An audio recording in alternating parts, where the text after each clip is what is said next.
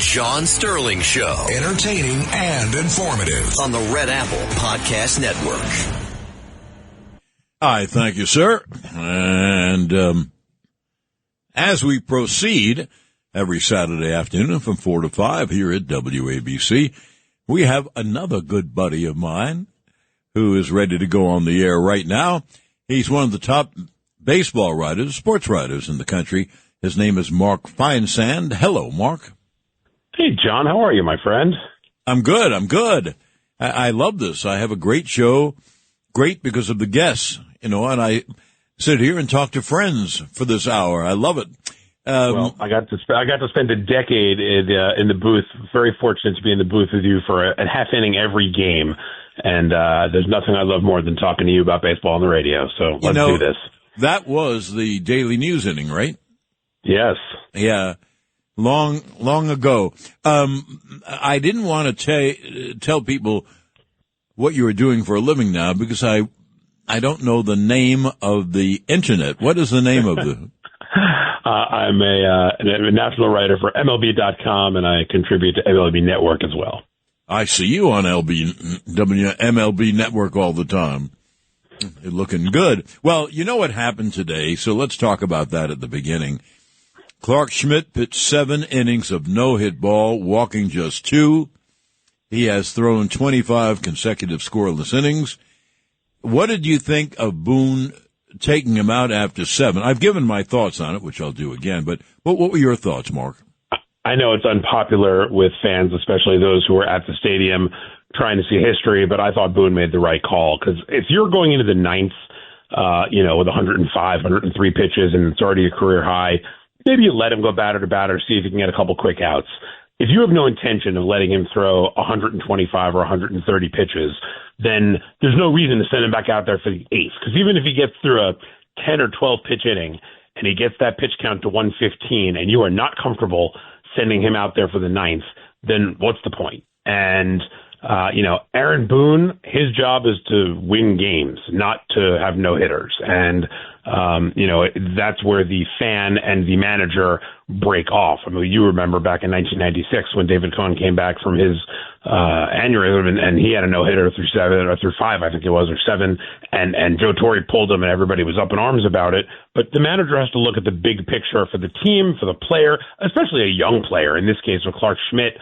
He's had some injuries in the past. The Yankees need him to be healthy and effective. He's been effective, and now Aaron Boone was doing what he thought he needed to do to make sure he stays healthy. Well, Mark, I couldn't agree with you more. That's what I said on the air, that Boone is going to be criticized, but he had finished 7 innings with 103 pitches, and they're not going to let him go to 125 or 130 pitches. And Clark Schmidt is a guy who's coming off injuries. Now, he's the last year as well. Now he is really becoming a big-time starter.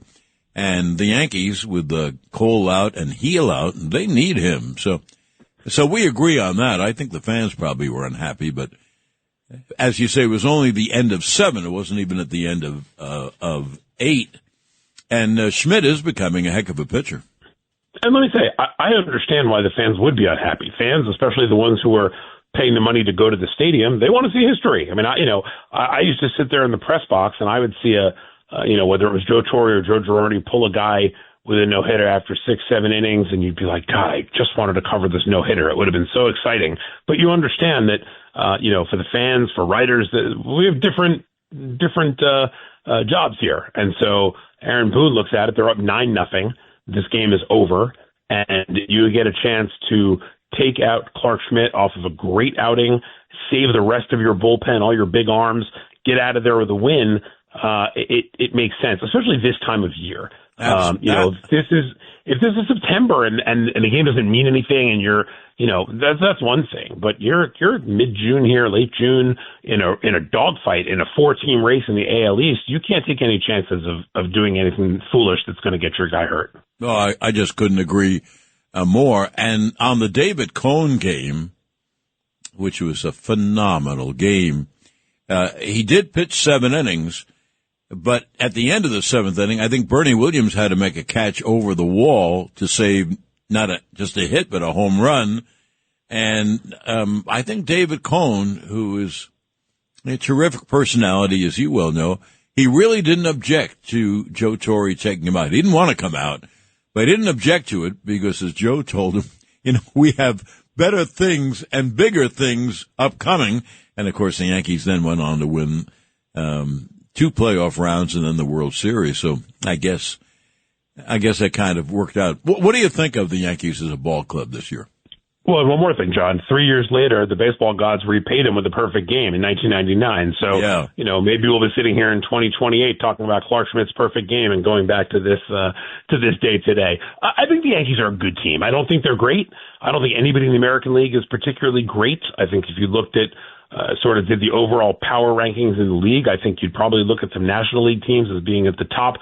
Detroit has been a nice surprise, but the Yankees are right there. This team has, if it can stay healthy and get a little healthier, I think this team has everything it needs to, make another run back to the World Series. Obviously, Max Fried has been a blessing for them in the wake of the Cole injury. Rodon seems to have settled in really nicely. Schmidt has been, a bit of a revelation in the rotation, and they've got Luis Gil coming back as well. So, if Gil can come back healthy and be as effective as he was last year in his rookie campaign, and now that they're getting Luke Weaver's back, and if Devin Williams can continue to pitch well, they've got a nice bullpen thing going on there.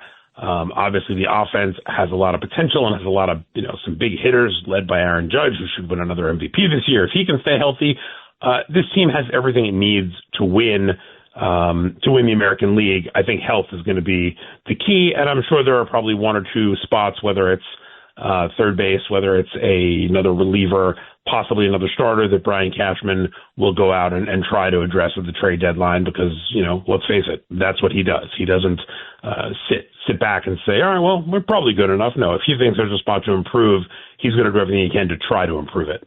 Yeah, I like what Cash says. He says, it's my job to try to make the Yankees better every day. So, and I agree with that. And I thought last year, Mark, that Booney did a terrific job because that was not a very good team. Well, I should say it wasn't a complete team. And, they won 2 playoff rounds. So, New York's a tough city. So people say, well, because you played the American League Central. But the American League Central had knocked off the Houstons and the Baltimores. So how did they do that?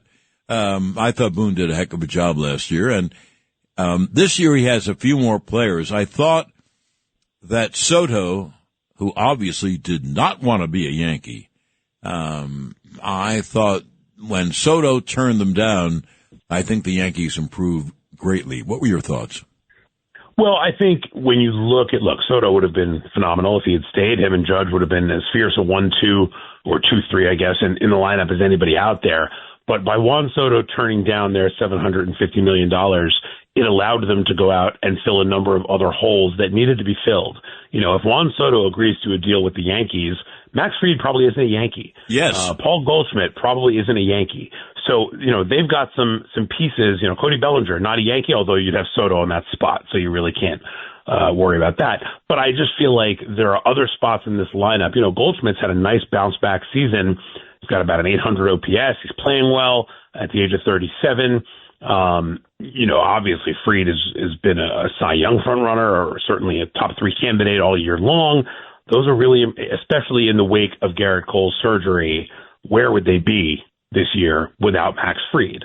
And if they sign Juan Soto, Max Fried's not a Yankee. So it's funny, my son is 17, he's a huge Yankees fan, and when Soto signed with the Mets, he was distraught because he had really grown to love Soto very much. And I said, buddy, I'm going to tell you something right now. You're not going to believe me. In the long run, I think they're going to be better off that Soto didn't take their money. And I firmly believe that right now. And just given the flexibility they'll have by not having a $55 million or $50 million a year player on their roster, in addition to some of the, look, Aaron Judge makes $40 million a year. Garrett Cole makes $36 million a year. They've already got some really big contracts on the books. You add another guy who's making $50 million. Even if you're the Yankees, that's going to handcuff you at some point. So, I feel like like they're better off in the long run without Soto because it's going to give Cashman a chance to address more spots for the same money. And when you talk about the Central last year and everybody was poo-pooing the Yankees' run to the World Series because they only had to beat the Central had 3 playoff teams and 4 teams over 500 last year. This was not, one of those divisions where the winner gets in with 88 wins and everybody else is under 500. They aren't the big sexy teams like the Yankees and the Orioles and the Astros or the Dodgers or the Phillies, but there were some really good ball clubs there. Indeed. It wasn't as they say, your daddy's Central Division. Juan Soto didn't want to be a Yankee. He turned down the name Yankees, the biggest name in professional sports. He turned down Yankee Stadium, the perfect stadium for him, because he had 41 home runs last year. He never had 41 before. And when you look at it, right field is the porch, and left center field, that'd be an area for a lot of Soto's singles and doubles. And then they offered him, then he'd have Aaron Judge as a protector, and then they offered him $50 million a year for 5 years. I would have signed that deal, but I'm glad that he didn't, because I think the Yankees, like you, are better because they've been able to fill so many holes. We'll get back with Mark Feisand of MLB.com and MLB Network. We'll get back in a moment. Talk some more about baseball here at 77 WABC. The John Sterling Show on the Red Apple Podcast Network.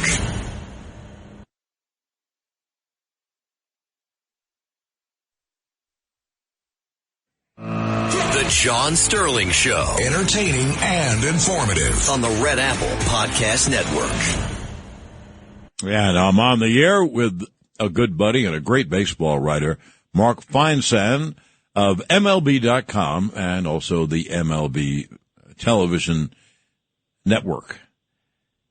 I think, Mark, one of the great things happened to the Yankees. I wonder what your thoughts are. The Dodgers bought the Lakers, and the purchase price was $10 billion. And so, you know what that means? That means the Yankees are worth $10 billion. Correct? It's pretty staggering when you see what some of these teams have gone for, and certainly a team like the Lakers that doesn't even own its arena going for $10 billion is a pretty staggering number. It would be fascinating to see what happens if the Steinbrenner family ever actually put the Yankees on the block. I don't see that happening anytime soon. But look, we know the Yankees, the Cowboys, the Lakers. There are certain franchises that are going to be the marquee franchises, especially when it comes to potential sales. Certainly I would think that would be the Steinbrenners were probably smiling when they saw that number get reported. Yeah, I've been going all these years, Mark. Every now and then you'll see a note in one of the newspapers that the Cowboys and the Yankees are worth the most. And at some point I read $8 billion, but boy, not anymore. Not anymore. And the Celtics went for $6 billion. So, for the Yankees, George Steinbrenner, with help from friends, bought the Yankees in 1973 for $10 million. Have they done well? From 73 here, from $10 million to probably $10 billion. Well, just think about this. How many players on the Yankees this season are earning $10 million, right? And that's what the team was purchased for. This year, I believe there are 9 players on the Yankees earning over $10 million. So obviously we're talking about 50 some odd years later, but it's, I would think that the Steinbrenners are going to recoup that 10 million plus, whenever the day comes that they decide to sell. The NFL with the Cowboys and when you see NFL teams go for sale, their TV situation is so different than every other league. But just look at what some baseball teams have gone for. And then when you factor in the Yankees and their stadium and their history and the brand and everything else that goes with it, whenever that day comes that the Steinbrenner family decides to sell, it's going to be really interesting to see which multi-billionaires start to line up to try to become the next owner of the Yankees. Well, the amount of monies are staggering to me, but I've always Jerry Jones, gets knocked because the Cowboys haven't won in a long, long time. Yankees get knocked too, by the way. And but if I was Jerry Jones, here's what I'd say. He bought the team in 1989. That's when I got the Yankee job. That's why I know that year. And he bought the Cowboys for $191 million.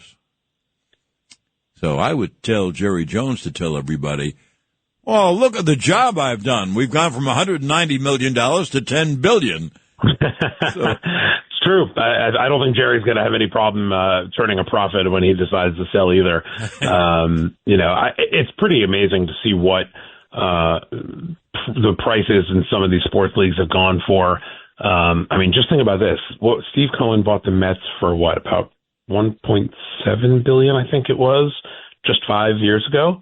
I'm sure that's already worth multiple of what he paid. So, when you look at the popularity of the sport and the way that it's, that it's grown and continues to grow, there will be a new television contract at some point here in the next few years. Baseball's doing pretty well. And, certainly the Yankees have such an iconic brand, that's one that you can not be a baseball fan in another country and walking around, you'll see Yankee hats because people just know the brand and they, it's a worldwide situation. So yeah, I think the Yankees are doing just fine financially. They just got to, you mentioned the title drought, 2009. Brian Hook and I wrote a book on that season, and I can't believe it's been 16 years, but they got back to the World Series last year. Like I said, I think the American League is pretty wide open this year as well, and it wouldn't stun me if they were back there this year trying to end that drought. Well, I think they need a little bit of help. They are going to think about an infielder, I'm sure, with Cabrera out probably for the year. And I think, Mark, they have to look at their bullpen a little bit too.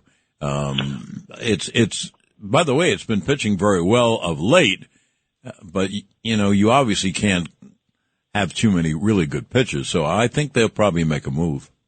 I agree with you. I think, one of the problems of trying to project this stuff now on June 21st is that if you look at the standings up and down the league, it's so tight everywhere, right? I think right now there are only 5 teams in the league, 4 in the National League, 1 in the American League, that are double-digit games out of a wild card.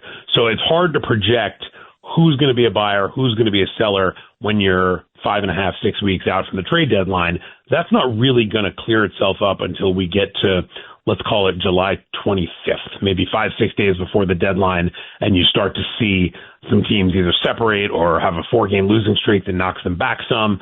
And then you'll get a sense of who's available. There are a couple teams out there, Arizona, Baltimore, that could flood the market with expiring contracts that would help a lot of teams if they're out of it and if they decide to sell.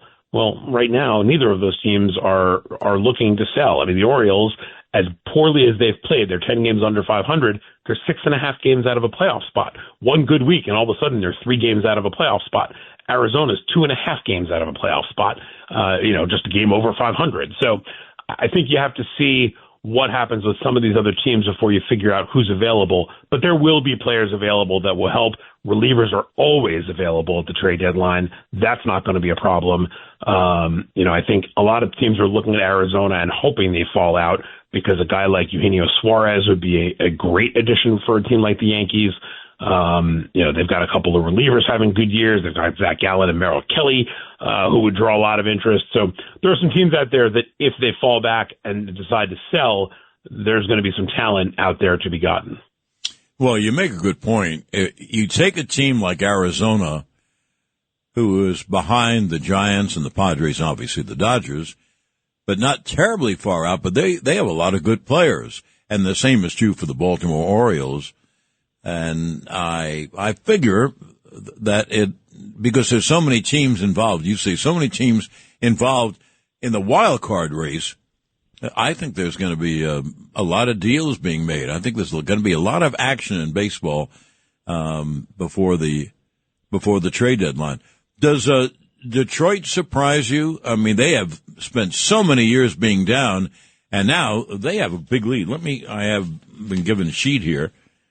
They have a 9.5 game lead in their division over both Kansas City and Cleveland. Minnesota's 10 out. But that's kind of surprising that they would be in first place by that much. Yeah, I'm not surprised that they're playing well. I think they're a talented team. They certainly made that big jump last year by getting to the postseason. I'm surprised that they have that kind of a lead because I liked Cleveland and I liked Kansas City coming into the year. They've had a couple, Javier Baez, who looked like a complete lost cause and just sunk cost in terms of his contract. He's playing well this year. Riley Green's continued to be very good. Gleyber Torres is having a nice year in his first year in Detroit. And Spencer Torkelson, who was a top prospect who looked a little lost the last couple of years, he's come on. He's got, I think, 16 home runs and about 50 RBIs. Less than halfway through the season. Their offense is good. And of course, you look at Skubal and everything he's done. He's continuing to do what he did last year in that Cy Young race. Casey Mize has pitched well. So they've got some talent, but these guys are actually stepping up and doing, living up to the potential that we've been talking about for the last 3 or 4 years. But I wouldn't be surprised if they get aggressive at the deadline and look at this and say the American League is pretty wide open. There is no great team challenging us here. And if we can go out and add a couple of players and address a couple of spots that we feel are, our weaknesses, I could see Detroit getting aggressive and really trying to sort of put their foot on the throats of the rest of the league. I have to get this in before you go off the air. We have to go off the air soon. Because I didn't mention the Mets. They're involved like the Yankees were in a losing streak, but they're going to break that. They've lost 7 in a row. Are the Mets good enough to beat out the Phillies? The Braves aren't there yet. I think the Mets have a tremendous team. What's happening with them? Yeah, look, we saw this with the Yankees a week ago when they couldn't score a run to save their life over 6 games. Teams are going to go through this. We've been around baseball long enough to know that 162 games is a really long season, and every team's going to have a week or two where they just look like the worst team in the world. And I think the Mets, when you look at the talent up and down the roster, I don't think anybody's worried that the Mets are going to fall off and fade into oblivion. They had this, terrible week. They lost 7 in a row, and here they are. They're still 1 game behind the Phillies, and they're still in the top wild card spot in the National League. So I think if you can endure that kind of thing and it doesn't sink you, when you come out of it, I think they'll be ready to get on another roll and prove that they are the class of the National League East. I think them and the Phillies are going to be a fascinating race down the stretch. Phillies got great starting pitching. I think they're going to have to add probably 2 relievers.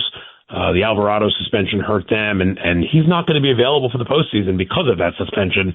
So they're going to have to add some guys. David Robertson is still sitting out there in free agency, and he's the perfect guy for me because you don't have to give anything up, just pay him. I think Philly should be making a call to him. I'm sure some other teams will as well. But I think the Mets and Phillies are going to give us a really fun race down the stretch here. I would agree with you. I wanted you to talk about the Mets. It's not fair to go on the air and not talk about both teams. Mark, as always, it's great talking to you. And you get the boys together and we'll have dinner soon, okay? I'm looking forward to it, John. Glad to hear from you. Me too. Thank you, Mark. I appreciate it. Thank you. Well, we are about ready to go off. Eric, tell me again.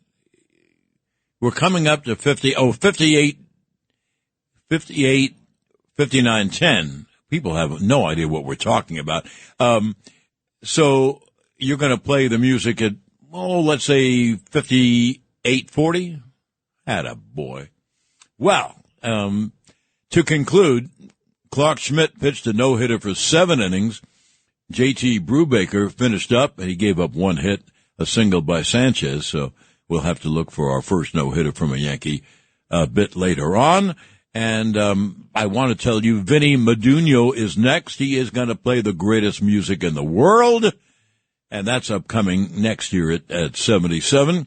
And we will be here. Why do they always say we? I don't have a mouse in my pocket or a tapeworm. Anyway, We will be back next Saturday from 4 to 5. I thank you for listening. It's marvelous having you with me, and it has been a pleasure.